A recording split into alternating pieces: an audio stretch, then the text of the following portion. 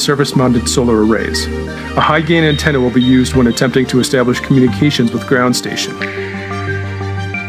Next, the deployment and operation of payloads begins, such as the UAE's Rashid rover as part of the Emirates lunar mission, a transformable lunar robot for the Japan Aerospace Exploration Agency, experimental devices such as solid-state batteries by Nutera and multiple payloads within the Canadian Space Agency's LEAP program.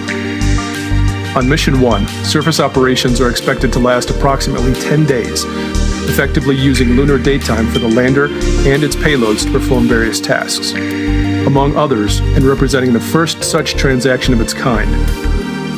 Ownership of lunar regolith is planned to be captured by the Ispace Series 1 lander during landing, and will be transferred to NASA as part of the Artemis program. As the first mission of the Series 1 lander, data collected during the entire mission duration will contribute towards future developments, and will help to improve the performance and reliability of Ispace's hardware during its next missions. Mission 2 is currently planned for 2024, and testing has already begun, with several customers already standing by to have their payloads transported to the Moon. Planned for 2025, Mission 3 will be utilized for the fulfillment of NASA CLPS task orders as a member of Team Draper. Preparations are underway and are progressing rapidly. We're aiming to perform the world's first lunar landing by a commercial enterprise. This is the beginning of our vision to create a cislunar economy. Ispace is in it for the long run, and we're just getting started. Never quit the lunar quest.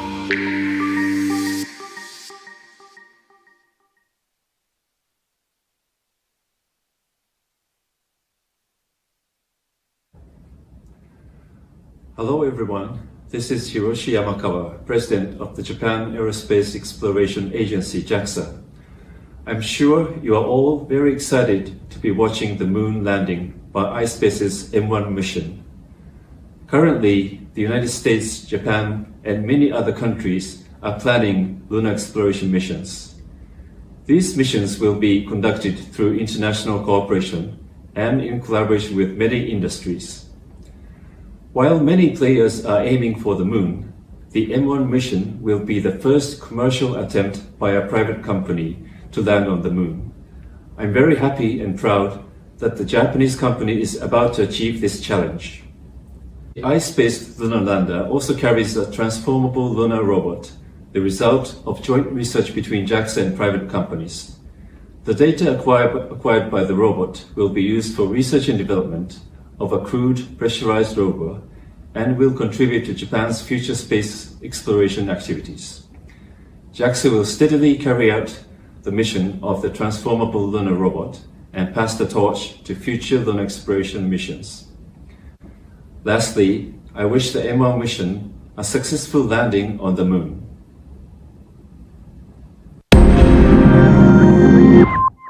Dear colleagues and friends, as Director General of ESA, it is my special pleasure to convey my best regards to the landing event to the Hakuto R Lunar Lander Mission 1 of Ispace.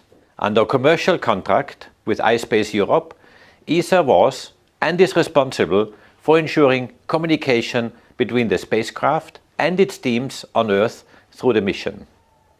The agency's global network of tracking stations is used to transmit commands to the spacecraft and receive scientific data and status information from Mission 1 and the experiments carried out on the Moon.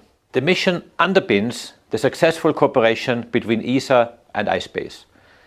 Such collaboration schemes between new space companies and space agencies open up exciting opportunities for the future of lunar exploration and other domains. Accounting for new space approaches is also a central element of ESA's Agenda 2025. Ladies and gentlemen, I'm convinced that the Hakuto R Mission 1 is only the beginning of many fascinating projects and activities to come, and I wish you a successful event and a very happy landing. Thank you.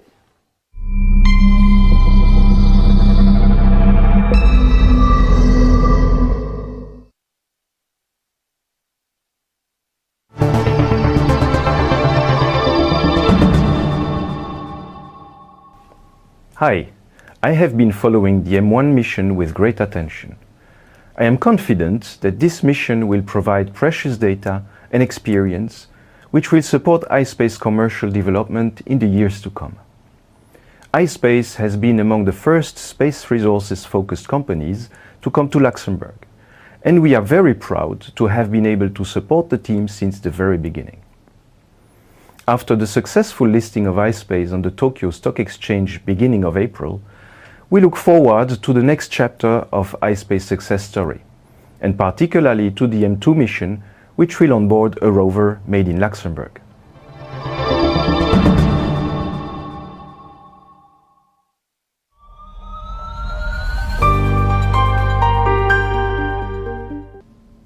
Ariane Group provides the key element of the propulsion system for the lander and the assembly and integration facilities.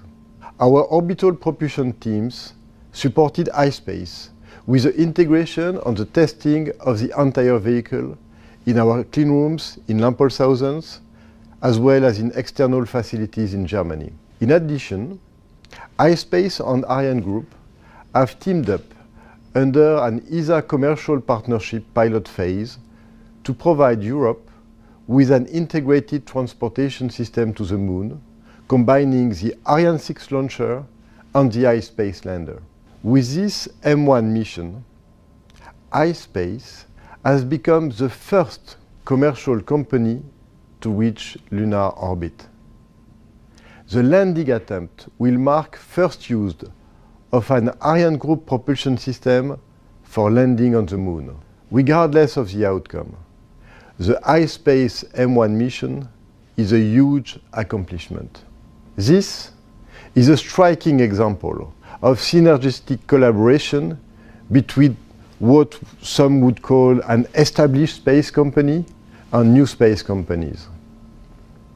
Ispace is a very dynamic and innovative new space company. We appreciate their trust and their agile and efficient ways of working with us. This demonstrates Ariane Group's ability to provide state-of-the-art equipment and support to new space companies. Good luck for the landing.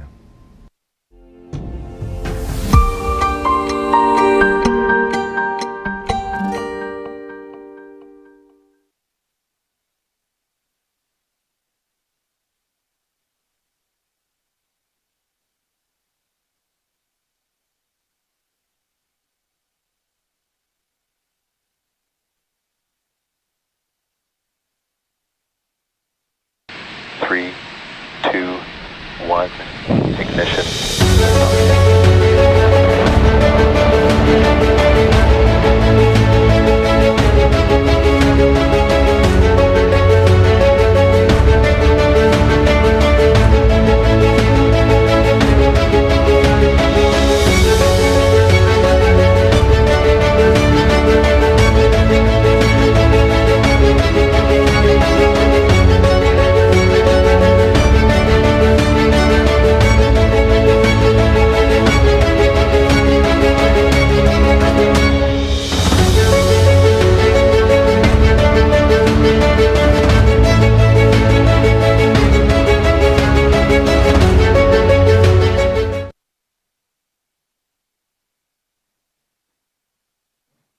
Hello and welcome to our global live stream of the planned lunar landing of Mission 1 in Ispace HACTO-R program.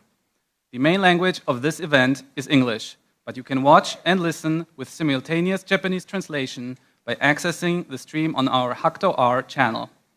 My name is Kevin Zaleski and I am the MC for today's event. Thank you very much for joining us.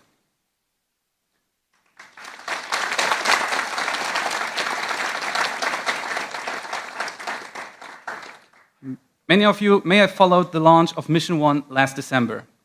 Now, after several months of operations in space, our Series 1 lander is quickly approaching one of the most exciting moments during Mission 1 in our HACTO-R program, the first ever private lunar landing. For those of you not familiar with us, Ispace is a global lunar exploration company engaging in the lunar quest. Our vision is to expand human activity into space and to develop the future cislunar economy by offering reliable, payload delivery and data services. iSpace has 3 offices, its headquarters in Japan, as well as steadily growing offices in the US and Luxembourg. Our first commercial lunar exploration program consists of 2 missions: a planned lunar landing on Mission 1 and lunar landing and surface exploration on Mission 2. With Mission 1 in progress as we speak, we have already started preparations, such as testing, for Mission 2, currently planned for 2024. Furthermore, iSpace is rapidly progressing development for Mission 3, currently planned for 2025, which will not only use our next-generation Series 2 lander, but will also deliver payloads for the NASA CLIPS program to lunar orbit and surface. iSpace is a member of Team Draper and proud to contribute to the Artemis program during its upcoming Mission 3. Today, we are following the progress of our mission from a venue close to the HACTOR Mission Control Center. We are here at the Neo Tsukide exhibition at the National Museum of Emerging Science and Innovation on Odaiba, Tokyo. As you can see, we are surrounded by a moon-themed landscape, including a full-scale model of our Series 1 lander. So you can imagine that everyone is super excited to land on the real moon today. Our Series 1 lander on Mission 1 is being monitored from the HACTOR Mission Control Center, or MCC, during its descent towards the lunar surface. As you can see in this live feed, our team is getting ready for landing. Now, before we continue with our coverage here on location, let us first hear from our MCC crew about what exactly we expect to happen during the next approximately 50 minutes. Hi everyone, we are the iSpace operation team and we are here today in the HACTOR MCC Mission Control Center to execute a really special operation. So we have worked so hard to get to this point in which we are going to perform the landing sequence. We are more than 20 engineers getting ready, preparing and executing these special operations, and you are going to be able to follow from home. You are going to have a special animation based in our data in which you will be able to follow the whole landing sequence. For us, it's going to be a little bit more difficult, and Janelle is going to explain why. Now, the reason why it's a little more difficult for us is because, one, all we can do during this time is monitor the lander because the landing sequence is actually autonomous. So another reason why it's going to be a little difficult is because during the landing sequence, we are going to experience something called an occultation. Now, an occultation is something that occurs when the moon is between the lander and our ground station on Earth. So during our landing sequence, you can see our lander is going to come behind the moon like so, and for about 40 minutes, we're going to lose communication with it. And then, only until we pop out the other side will we have communication again and be able to see our lander autonomously land on the moon.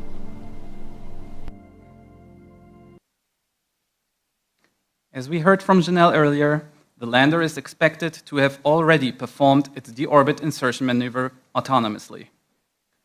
As you can see on our live status display here, our lander is now on the moon's far side and heading for its designated landing area. We expect to re-establish communication in approximately 30 minutes. Now, I would like to give the word to iSpace founder and CEO Takeshi Hakamada.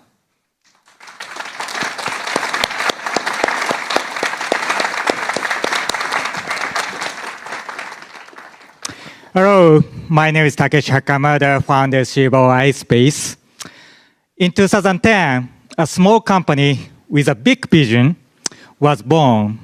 And then after 13 years and meeting many colleagues and supporters, we have reached to the day when our lander will land on the moon. In the early days, not many people believed that we could actually land on the moon. But we kept believing and worked very hard. And as a result, I'm really proud to be here with you today. Since our Mission 1 launch in December last year, our lander and our team have already achieved amazing things. succeeding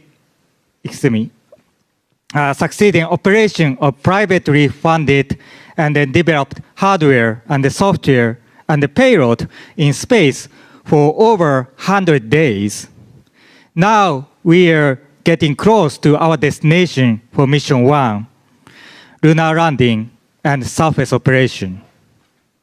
However, I want to emphasize again that our accomplishment, 8 out of 10 milestone successes, will contribute toward the development of our next missions, Mission 2 and Mission 3, which already have started in parallel. I want to thank everyone for their contributions. And I really excited to see the outcome of this critical moment of Mission 1. And I cannot wait to apply everything we have been learned toward our future missions. Everything we have achieved until this point, we already considered tremendous success. Thank you, and let's land on the moon.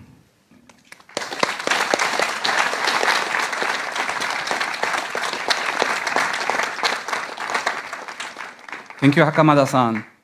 We're very excited to give you a closer look at the status of our lander and what we expect to happen today. But first, let us hear from iSpace CTO Ryo Ujie for details about our achievements during Mission 1 so far and what we hope to achieve today.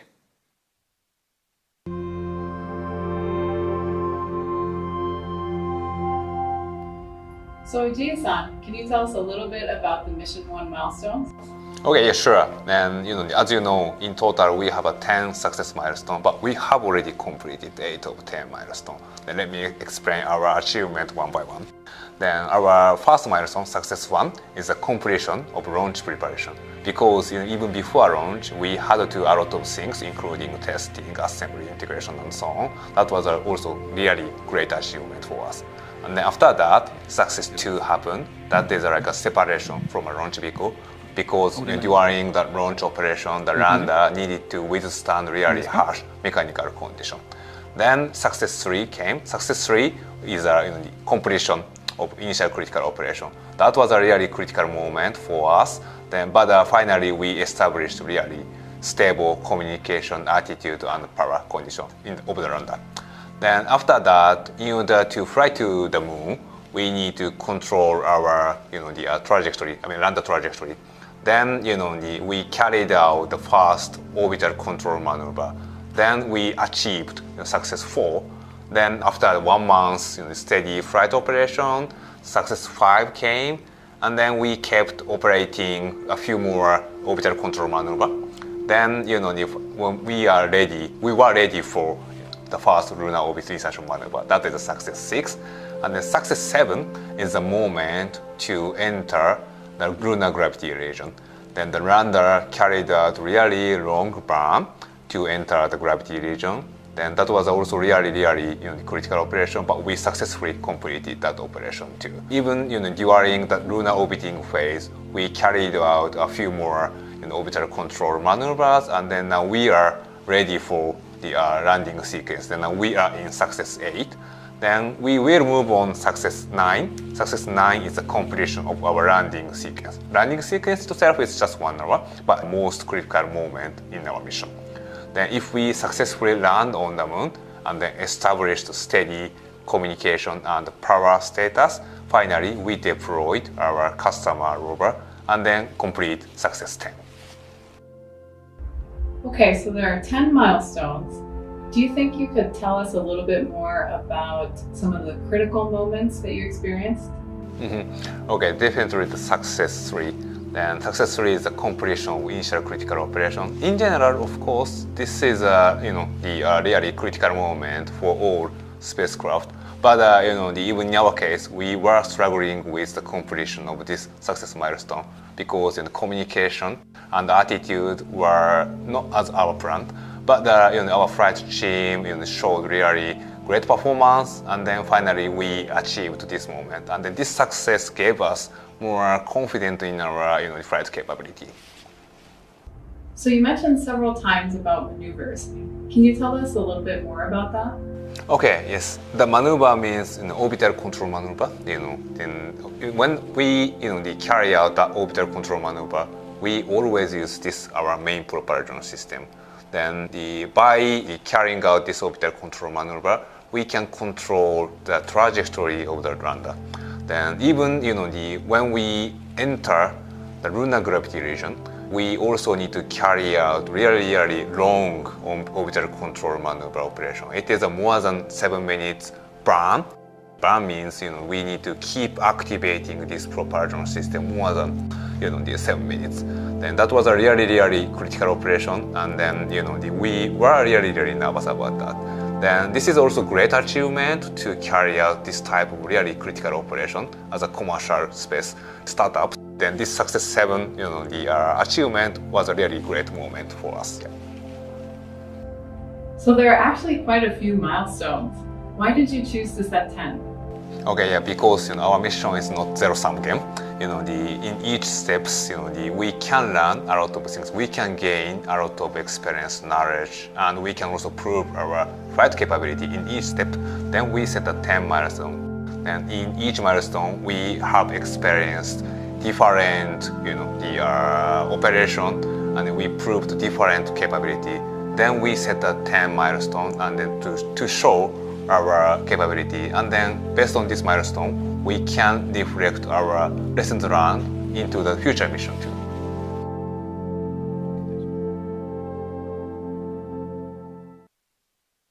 Thank you, Ujie-san.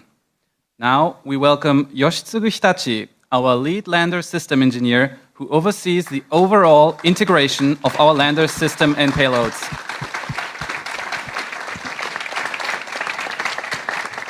Welcome back, Hitachi-san.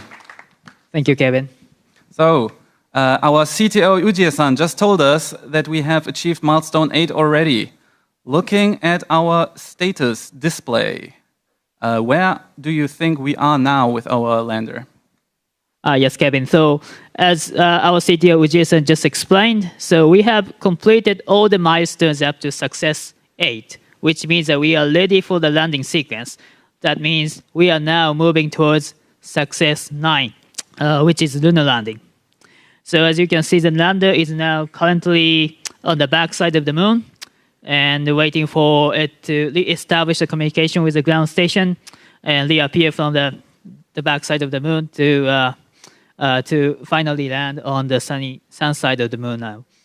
Thank you, Hitachi-san. And with the planned lunar landing approaching quickly, let us have a look at a summary of today's expected events.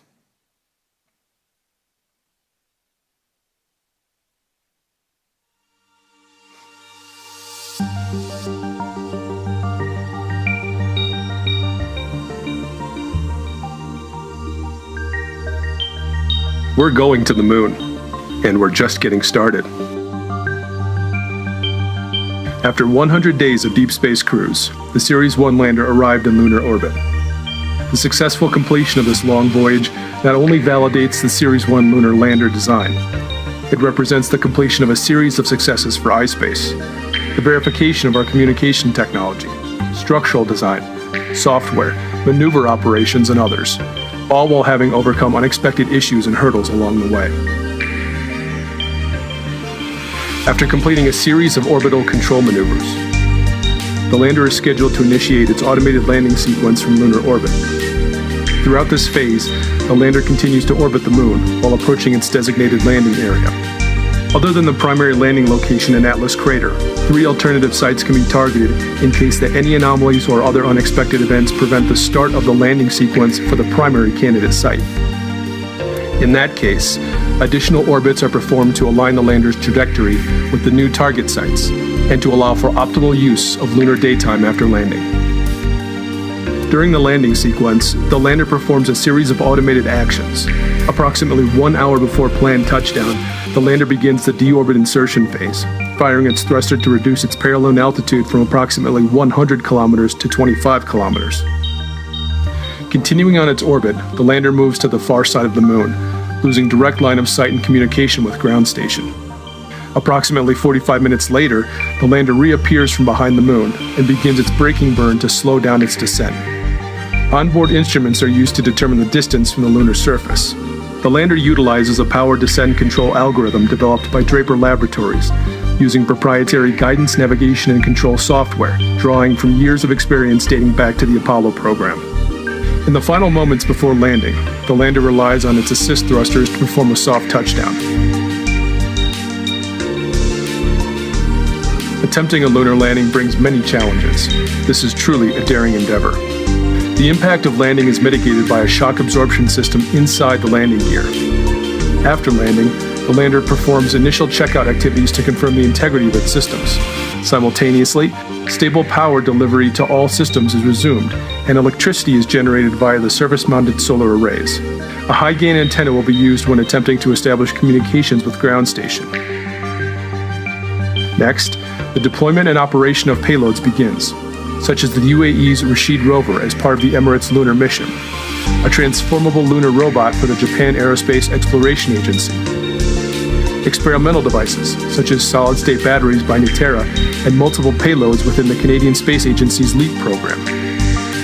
On Mission 1, surface operations are expected to last approximately 10 days, effectively using lunar daytime for the lander and its payloads to perform various tasks.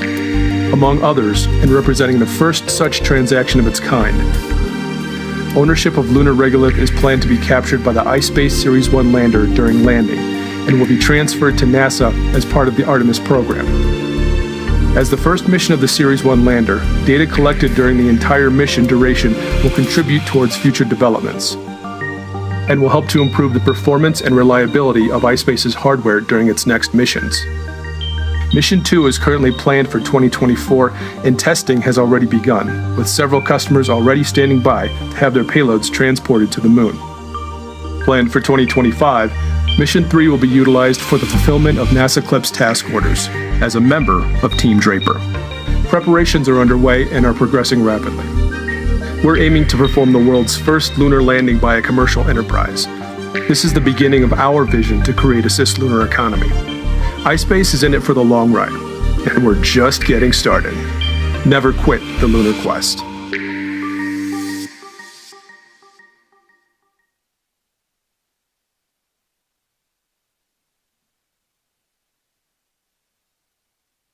Now, as explained during the video, our Series 1 lander continues to orbit the moon while getting closer and closer to the surface.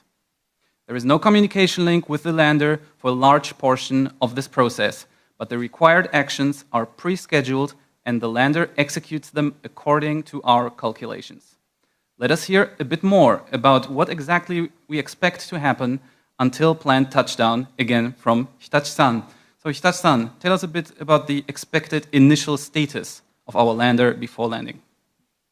Yeah, thank you very much, Kevin. I'm pleasure to be here to explain all the sequences of the landing.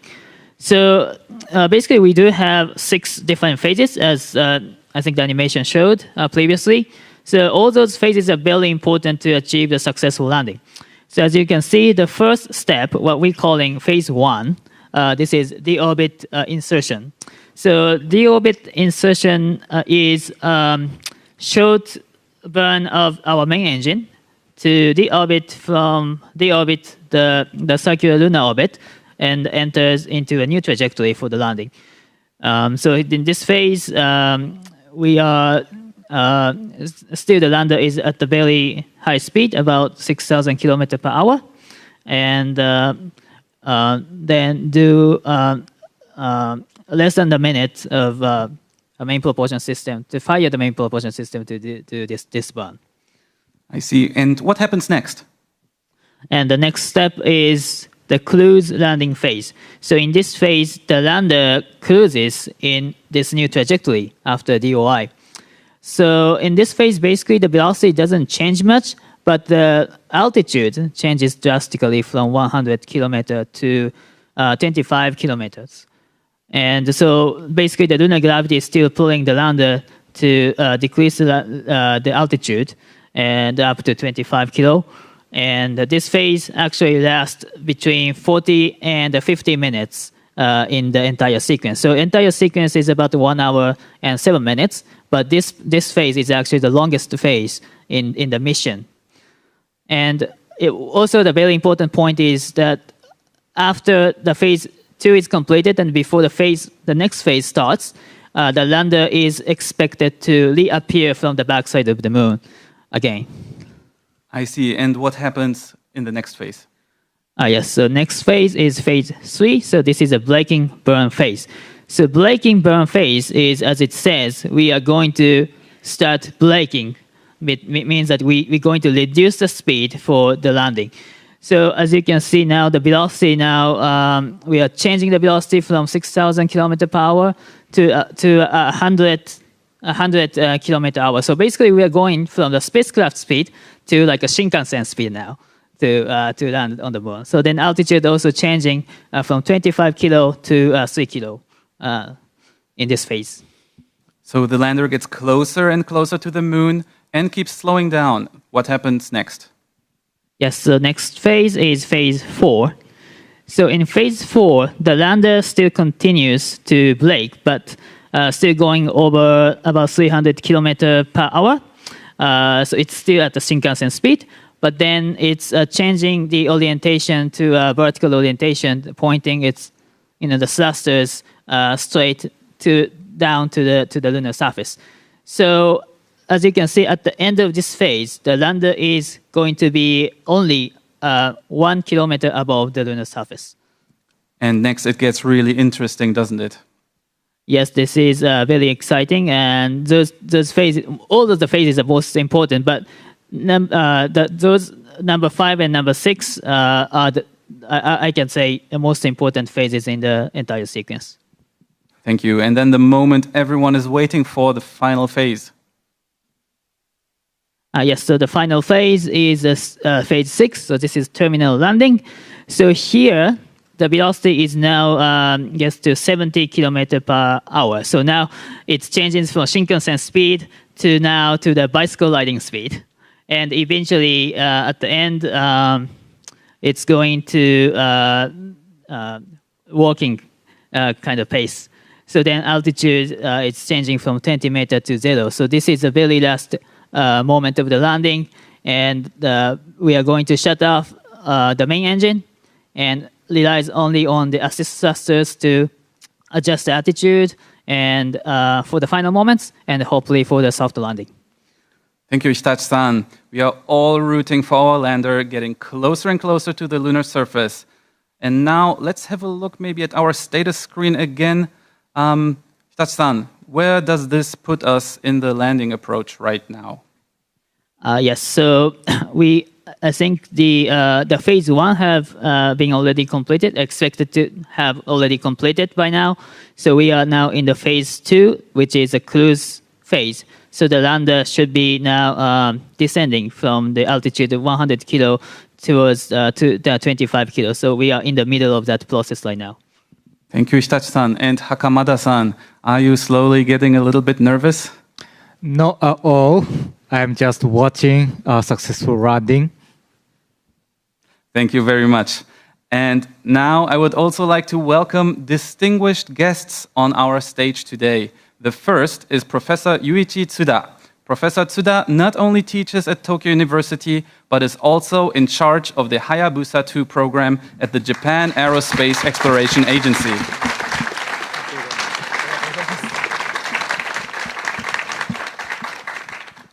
Tsuda-san, welcome.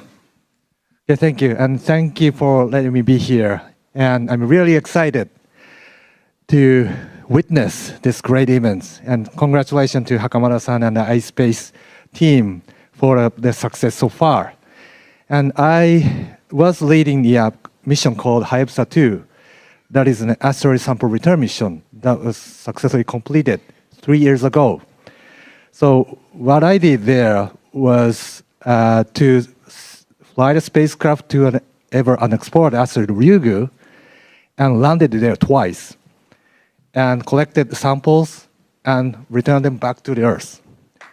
So, so isn't it cool? So what you're going to do is to send a spacecraft to a celestial body that has 20,000 times higher gravity than that of Ryugu, only with the power of the private sector. So what a challenge.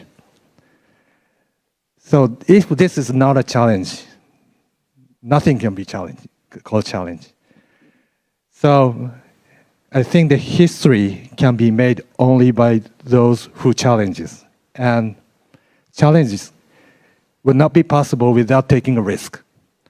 And the risk can be taken only by those who dreams. So iSpace teams, you are all excellent dreamers. So I hope all your success, and more importantly, I'm an engineer, so from the engineering point of view, get as much data as possible throughout this learning process, and recall all the experience throughout this mission for the more sustainable lunar activity that you are going to do, and to expand this lunar exploration activity to a more global one. So Godspeed iSpace, Godspeed Hakutoar. Thank you. Thank you very much. Thank you. Thank you very much, Professor Tsuda, and we wish you all the best with your future endeavors. Please enjoy the show. Next, I am happy to welcome Airbus Ventures Manager Partner Thomas Delawin here on stage with us. Airbus Ventures has been one of our first international shareholders, and they possess a strong insight into the global space industry. Thank you. And first, congratulations, Akamada-san, the entire iSpace team, on this historic moment. Thank you very much. And thank you for bringing all of us closer to the moon and to the moon, right? So Airbus Ventures, Louis, my friend, and the entire team, we cannot be more proud today to be here joining in this extraordinary milestone for the space economy. Maybe a word about the moon. We at Airbus Ventures and you at iSpace value the moon as a vital system component in harnessing natural resources in order to deliver clean energy, rare metal, but also biosphere-friendly manufactured product to Earth. But the moon's development is also critical for alleviating the compounding stresses that we've seen on Earth, climate and Earth biodiversity. This is also a tremendous opportunity, a business and economic opportunity that now we see iSpace uniquely positioned to pioneer. So this world is full of planetary system challenges. iSpace now, with the talent, the global mindset, but also this sustained vision and the thorough execution and the global team building along these years of development, is a key actor to address those planetary challenges. So our message to the team is to keep going. The moon is a way, and please, again, congratulations for this historic moment. Thank you. Thank you, Akamada-san. Thank you. Thank you very much. Thank you, Mr. Delawin, and we are very excited for what the future may bring for private space. Now, I am very excited to welcome another iSpace crew member here at our venue. Scott Moon, our lead assembly, testing, and integration manager, who helped not only build the Series 1 lander for Mission 1, but who is already working on our Mission 2 lander. Hello, Scott, and please take a seat and tell us a bit more about how the Mission 1 lander came into existence. Sure, Kevin. So I had the good fortune to join iSpace in November 2020, and in April of 2021, the iSpace team was deployed to Germany to begin building the M1 lander. We spent the next year in Germany building the lander in those facilities. And after 1 year, we moved to Munich to start our test campaign on that lunar lander. When we were in Munich, we ran tests that allowed us to simulate the environment that we would see in deep space. We ran tests to simulate the environment we would see during the SpaceX Falcon 9 launch. And we ran tests of all of the systems that we needed to use while we were in orbit, while we were descending, and while we were in operation on the moon.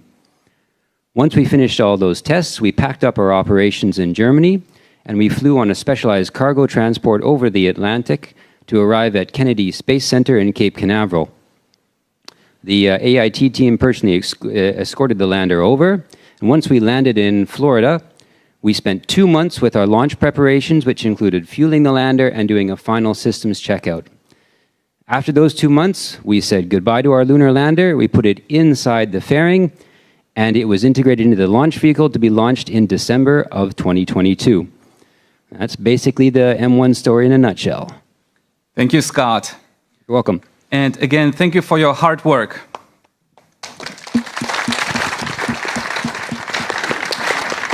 Now, of course, our Series 1 lander is not going to the moon empty-handed.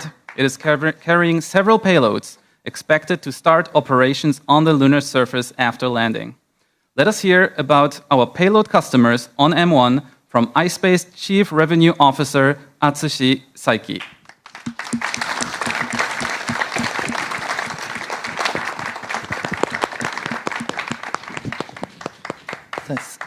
Saiki-san, tell us, who is going to the moon with us? Okay, thank you, Kevin.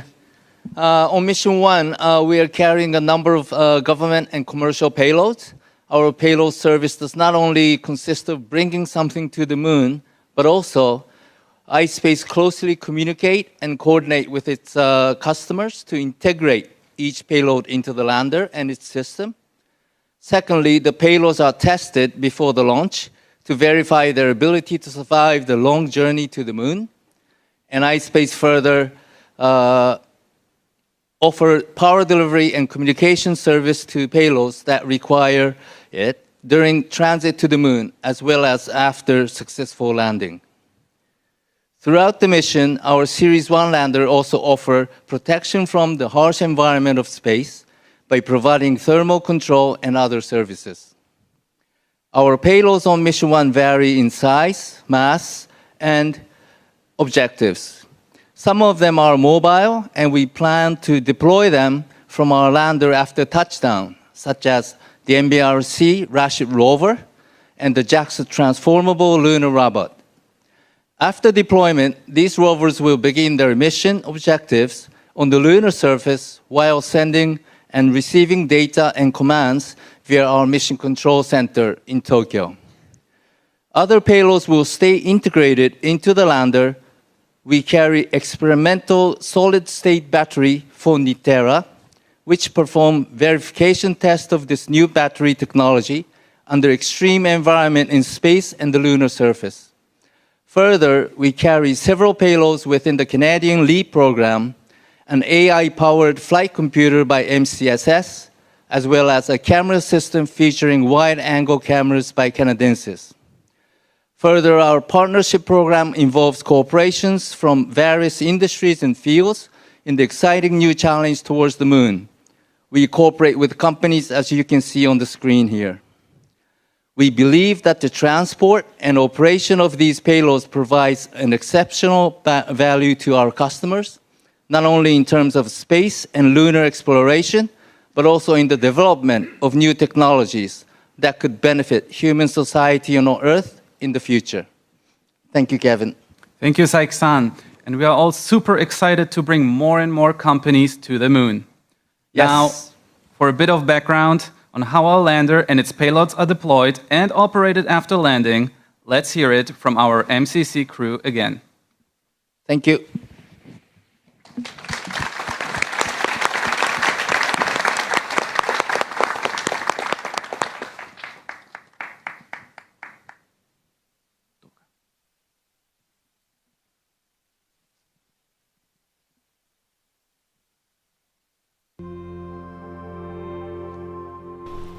As soon as our spacecraft detects contact with the lunar surface, it will go to TDM, which is touchdown mode. It will cut off the engines and make sure that we're stable on the lunar surface. After that, we'll perform many checkouts to make sure every system and our customers are still working as expected. One of the first things that we will do is deploy our high-gain antenna when we're on the surface. So our high-gain antenna will allow us to download all of the data and pictures and photos that we've taken throughout our mission. The lunar environment is completely different than the environment we've been facing up until this point. Most people probably think the moon is this cold, desolate place, but it can get very hot in the sunlight, up to 120 degrees C. So the first thing we'd do again is a full checkout of our system. And once we have our high gain antenna, which allows us to send much more data back to Earth than we could in cruise, then we're ready to deploy our customer rovers. The bigger one is the MBRSC rover. So it has been flying up here. Once it's time to deploy, the arm folds down with the rover on it, and then we release the rover and it can drive off to go do some great science.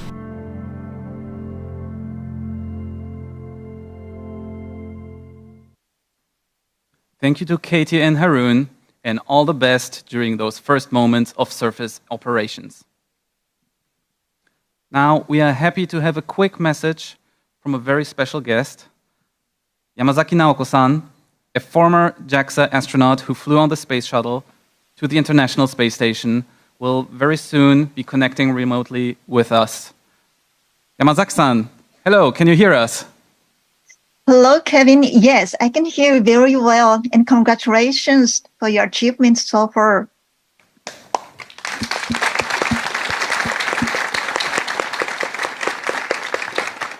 Yes, I am so thrilled and honored to be with you for the upcoming historic moment, first ever private lunar landing. First of all, I'm so proud of the entire iSpace team, including families, for the remarkable achievement to get this point. As an astronaut, I cannot overstate the importance of this mission, which expands our frontier for all humankind. My dream is to open a school on the moon someday so that various students from various countries and regions can learn together on the moon, watching the Earth from a distance.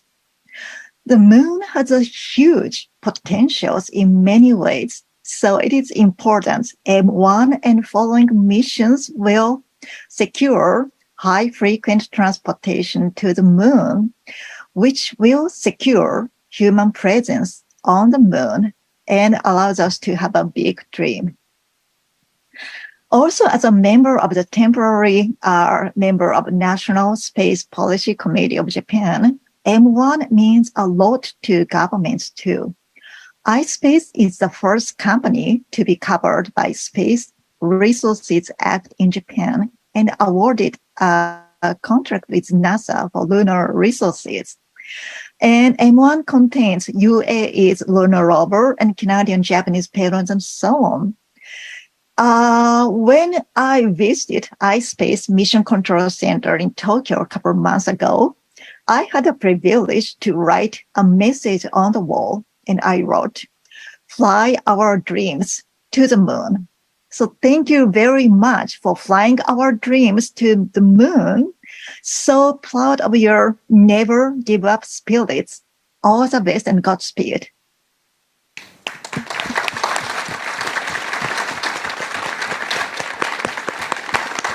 Thank you so much, Yamazaki-san, and it's always a great pleasure to have you with us. Now, let us have another quick look at our status screen. Hitachi-san,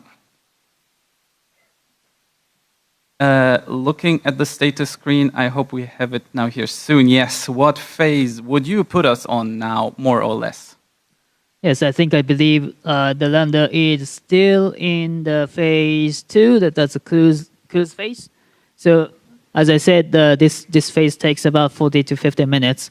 So I hope that in the, about in the 10 minutes or so, I hope that the next, the braking burn starts.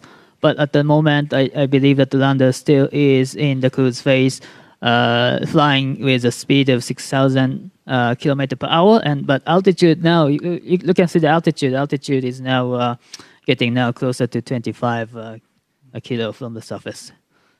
Thank you, Hitachi-san. And Hakamada-san, we soon hope to regain contact with our lander. Are you looking forward to meeting him again? Yes, I really looking forward to reconnect our lander and then start the next phase of the landing. Thank you. And while we wait, let's see where exactly our lander is planning to set down on the moon.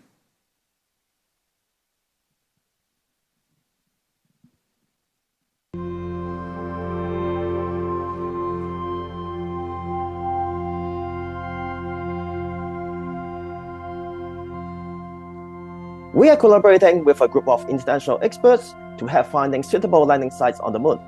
This can allow the missions to have 12 days of sunlight on the lunar surface. Let's start with where are these 4 candidate landing sites? Well, we're having 4 landing sites. One prime landing site, which is the most exciting one we find, which is at Atlas Crater. And we have 3 backup landing sites. One is not too far from the prime landing site, which is Lacus Somniorum. One then in the western hemisphere, where we have Oceanus Procellarum and Sinus Iridum. All of our landing sites are in the northern hemisphere and are very exciting for their scientific potential and are well suitable to act as backup landing site in case landing does not work off any of the others. We selected our site using both scientific and technical criteria. So for instance, we want to go to a place relatively flat, devoid of boulders, but we also want to maximize the science output with having some geological diversity. And in order to proceed, we collected data from space mission currently orbiting the Moon that we processed. We tried to translate our criteria into calculation steps, and then we came up with a list of possible sites that we scored and we ranked. I think from the beginning, the landing site selection working group started with having safety in mind, the safety of landing and also safety of Rashid rover traversing the Moon. Rashid rover is designed to overcome obstacles of up to 10 centimeters of height and also to drive over slopes of maximum 20 degrees. When we reach there, definitely we have a lot of ideas to do a lot of science experiments. We are going to study the regolith on the landing site, and also we are going to study the thermal characteristics, and also we have nice and exciting ideas on experimenting with different materials, interacting with the regolith on the landing site.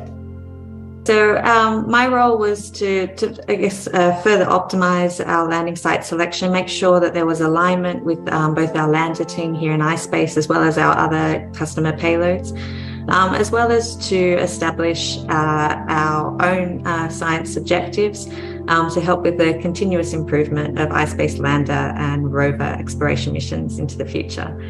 Each of the 4 selected landing sites are incredibly unique and will offer fantastic scientific value, and they're just really exciting opportunities. To land on any of the given landing sites, we have to make sure the spacecraft is passing over it. But then as the Moon rotates over in its own axis, we only have one given opportunity every lunar month, right? So every 28 days. So in order to minimize the time that passes between any of the prime and any of the landing opportunities, in case there's any deviation from the nominal, then we selected these 3 landing sites that will be accessible within just a few days.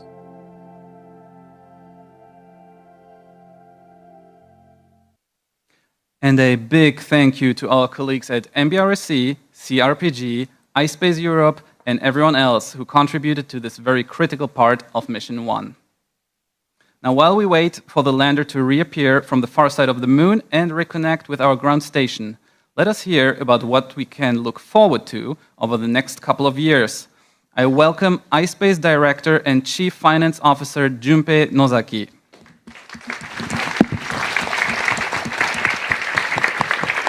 Okay, thank you, Kevin. So while I wait for Mission 1 landing, let's talk about the future. So we have Mission 2 next year and Mission 3 in 2025. And let me explain. Mission 2 will use a Series 1 lander, same as right now in the space, but we will also bring a micro rover, which currently our Luxembourg team is developing.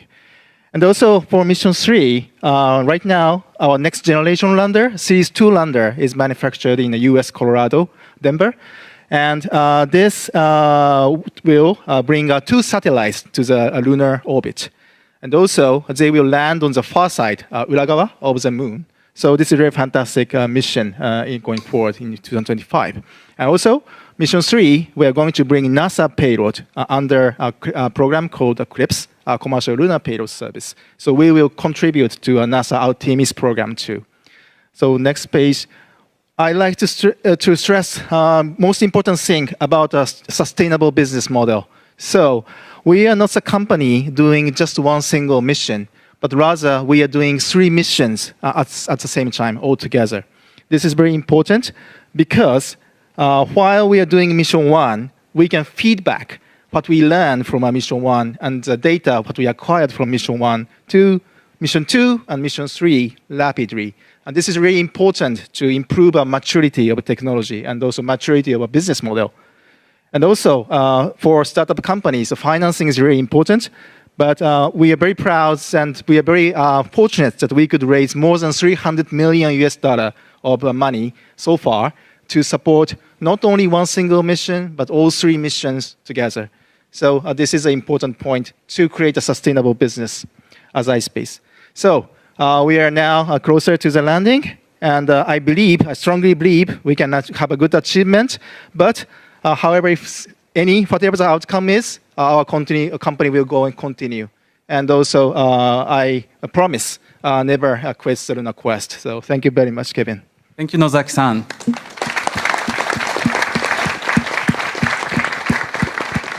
And we are all very excited to see the progress on our follow-up missions. Now, I would like to welcome Scott Moon on the stage once again. Scott, join us once more, please. Thanks, Kevin. Thank you, Scott. And we just heard that preparations for Mission 2 are already in full swing. Tell us a little bit more about the ongoing assembly, integration, and testing activities. Sure. So during the M1 integration and testing that I described earlier, we gained a lot of valuable information about how the lander responds and how it fits together. And our design teams have already incorporated all that information into the design of the M2 lander, making some small improvements to improve the performance. Also, the last 100 days in spaceflight have given us very valuable information about how we perform in space. And this information has also already been incorporated into our updated design. So we spent the last 4 months with our teams building a development model of the M2 lander, and the testing on this has been completed 2 weeks ago. This information tells us how the new design will be performing. We're also incorporating this information into our new design. And I'm really happy to announce that as of last week, we started building M2 flight model lander. The first pieces have already been assembled, and we are on our way to the M2 launch. Thank you, Scott. You're welcome.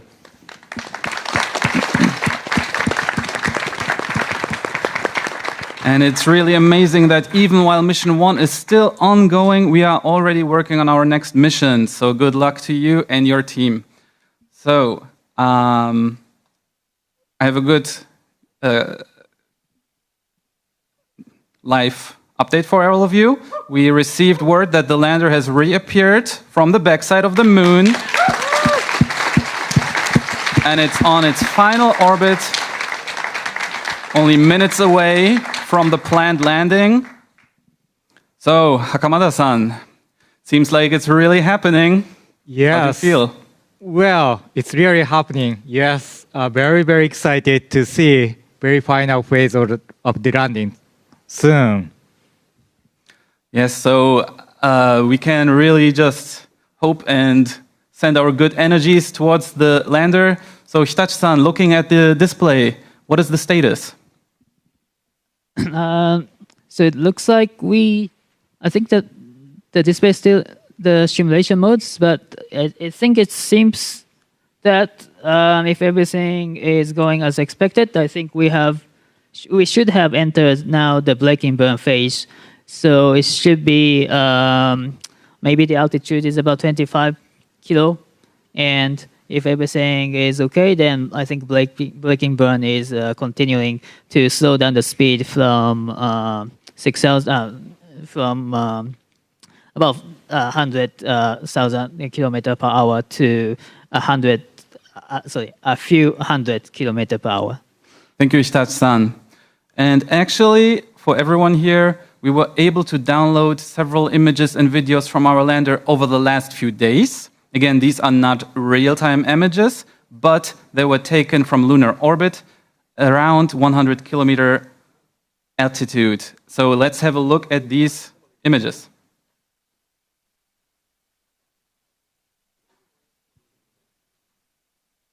So this first image, Hakamada-san, Look at it. It's just beautiful.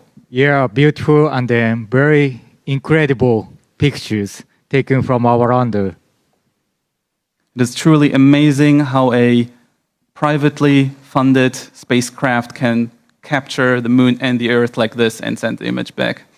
Now, Hitachi-san, looking at this, I think this image also contains some scientific, very, very interesting speciality. Can you explain it a bit more? Oh, yes, yeah. So this is the picture of the Earth lies on the moon, but most interestingly, you know, as you can see, if you can take a very closer look at the Earth, so we see actually the shadow of the moon on the Earth. So you see that black spot there, the close to the Australia. So this is actually the shadow of the moon. So we took this picture during the solar eclipse. So it's really interesting to see this kind of the phenomena, not from the Earth, but from the lunar orbit. So this is very interesting and very exciting picture. Thank you, Hitachi-san. And I believe we also have a video that I would like to share with you. Wow. Hakamada-san, doesn't this look amazing? Well, this is real video. Yes. Not CG. No. Wow. It's amazing. It's really hard to believe, but it looks amazing. So Hitachi-san, we see something in the lower part of the video. What is this? Yes, I think this is a part of our lander. So this is a part that we call MLI, a multi-layer MLI, and we see the partner logo at on the right-hand side.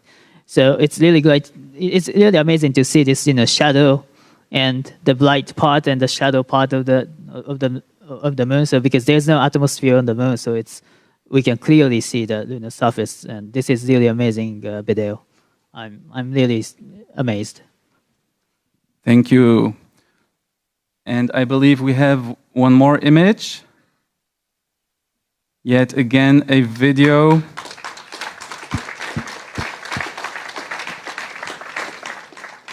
Hakamada-san.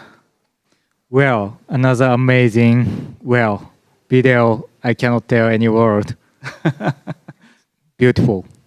It really transcends words and it is just amazing. So now I would like to ask Hakamada-san and Hitachi-san to join our crew on your seats. And for the last few minutes, we are almost 5 minutes before planned landing, I would like to ask you to continue viewing the event and let's all root for our lander while we wait for the planned landing. Thank you.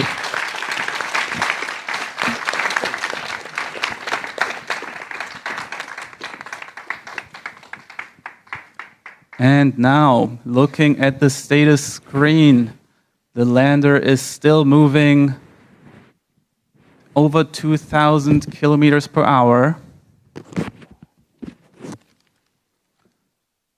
Please let me point out here that we might lose communication with our lander during descent.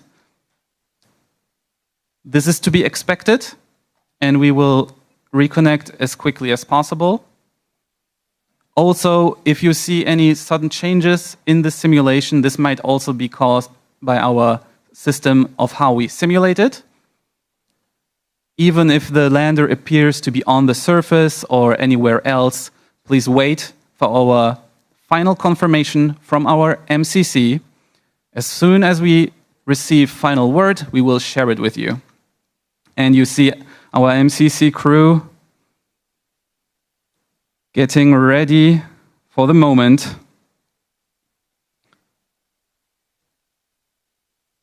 Anxiously awaiting, getting their stations ready.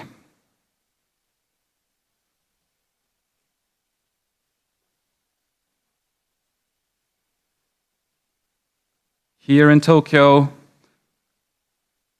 in our US office and our Luxembourg office, everyone is awaiting. Now we are around 3 minutes before landing.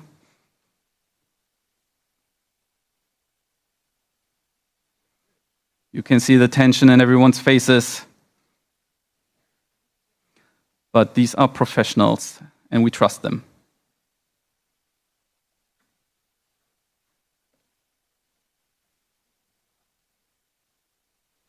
Now, we see the speed of our lander in the upper right corner, around 700 kilometers per hour, under 7 kilometers above the surface. We are getting closer and closer.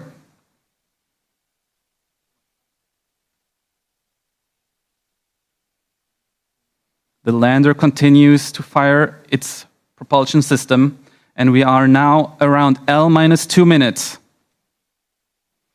Close to 500 kilometers per hour, under 6 kilometers above surface.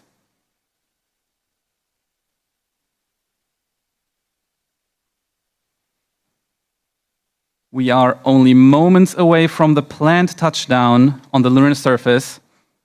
Everyone who worked on this mission is anxiously anticipating how it will turn out. Please note again, communication with our lander may be interrupted during descent, and it might therefore take a little bit of time for our ground crew to confirm the status of our lander. We will share the latest situation with you as soon as possible. Even if you see the lander landed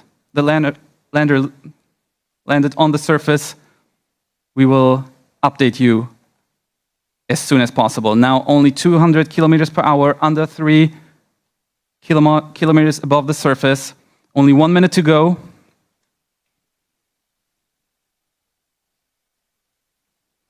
(190, 180 kilometers per hour), under 2 kilometers. The lunar lander keeps braking. Now in vertical orientation. Only 1 kilometer above the surface remaining. We're getting closer and closer.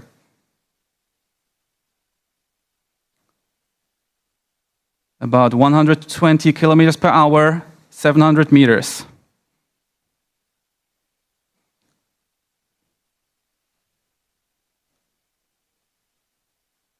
We will soon have reached the planned landing time, at which point I might ask you to wait for a few moments for us to confirm the status.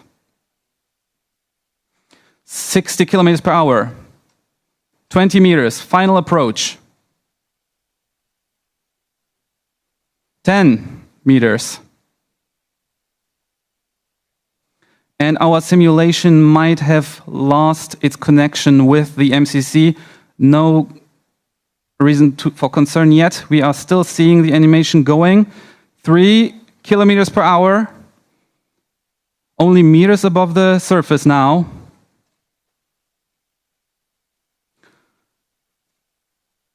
And now we are at the moment of planned landing time. Again, everyone, please give us a few moments to confirm. We hope to maybe receive a message from our MCC soon. If that is not the case, then we will need a few moments to continue investigations, and we'll update you as soon as we have new information.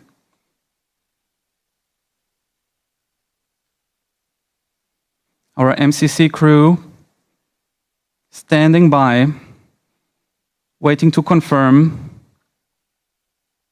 Everyone is laser focused right now.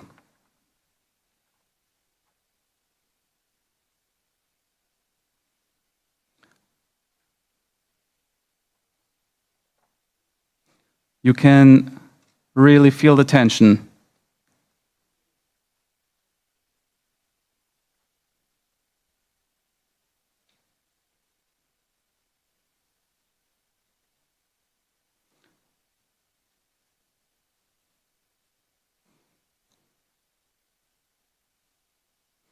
Please allow us a little bit more time to confirm the status of our lander.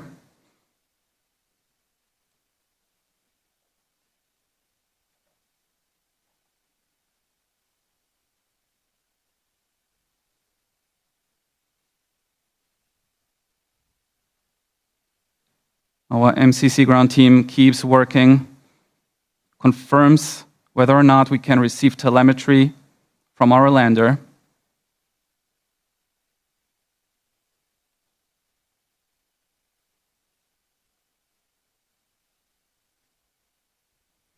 So they are continuing to investigate.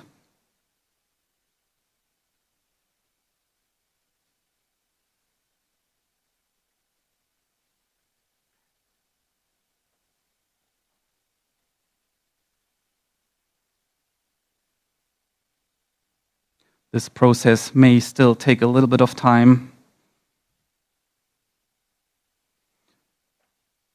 And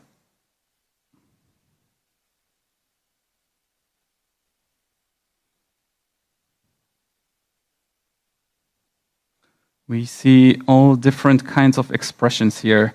It's really difficult to tell from our seats. And it is so difficult feeling powerless now, but all we can do is cheer them up and trust them.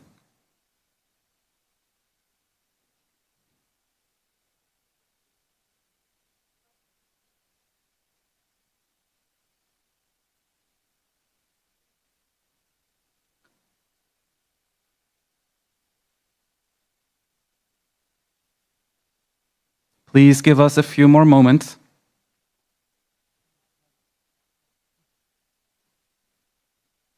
We are still in the process of confirmation.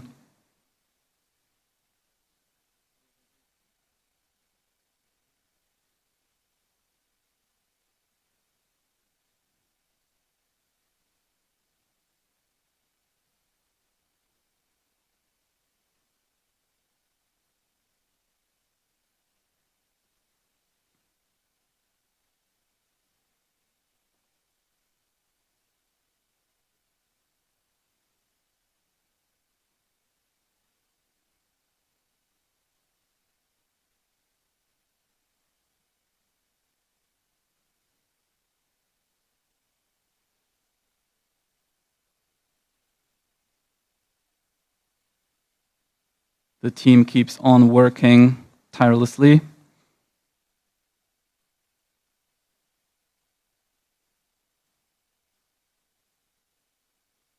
Attempting to re-establish communication with our lander after the planned landing time has passed.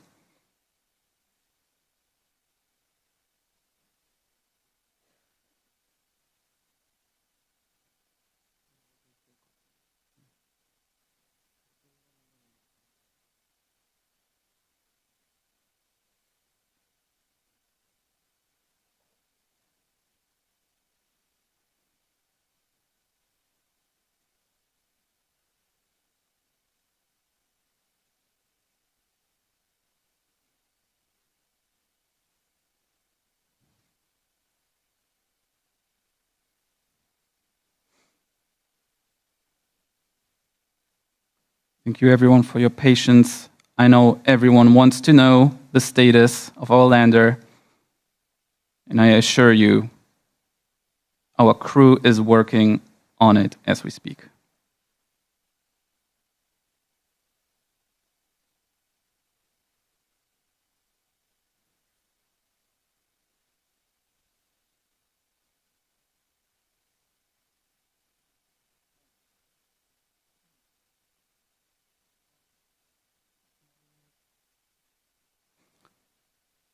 So while we continue to confirm, we will be with you again in a few moments. Thank you very much for your patience, and we will give you updates as soon as we have them. Thank you for your patience, and we'll be right back.